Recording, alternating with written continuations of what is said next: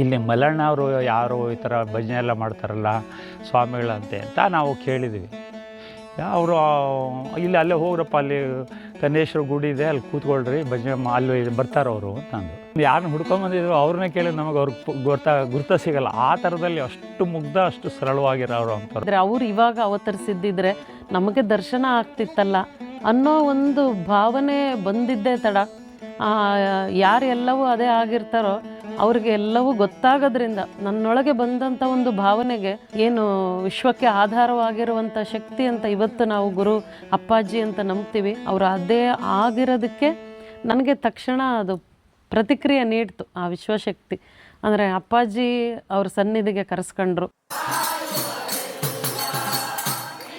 ಭಜನೆ ಕೇಳ್ತಾ ಇದ್ರೇ ಒಂದು ಆನಂದ. ಇವ್ರು ಯಾರು ಬರ್ದಿರೋರು, ಇವ್ರ ಗುರುಗಳ ಹತ್ರ ಹೋಗಬೇಕು ಅಂತ.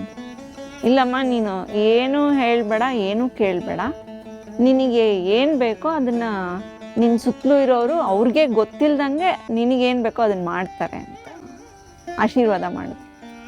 ಆವತ್ತಿಂದ ಇವತ್ತಿನವರೆಗೂ ಆ ಗುರು ನನ್ನನ್ನು ಹಾಗೆ ಕಾಪಾಡ್ಕೊಂಡು ತುಂಬಾ ಆರ್ಡಿನರಿಯಾಗಿ ಇದ್ದರು. ಆಮೇಲೆ ಯಾರಿಗೂ ನೋಡಿದರೆ ಅವ್ರನ್ನ ಗುರುಗಳು ಅಂತ ಆಗಲಿ ಇಲ್ಲ ಅವಧೂತರು ಅಂತ ಆಗಲಿ ಗೊತ್ತಾಗ್ತಿರ್ಲಿಲ್ಲ. ಆದರೆ ಅವರು ಮಾತಾಡಿದರೆ ಮಾತ್ರ ಅವರು ಹೇಳ್ತಿದ್ದು ಒಂದೊಂದು ಅವರು ಜೀವನದಲ್ಲಿ ನಡೆದಂಥ ಘಟನೆಗಳು ಅದೆಲ್ಲ ಕೇಳಿ ನಮ್ಮೆಲ್ಲ ಕುಟುಂಬದವ್ರೂ ಬರೋಕ್ಕೆ ಶುರು ಮಾಡಿದ್ವಿ ಅವಾಗೇನೆ.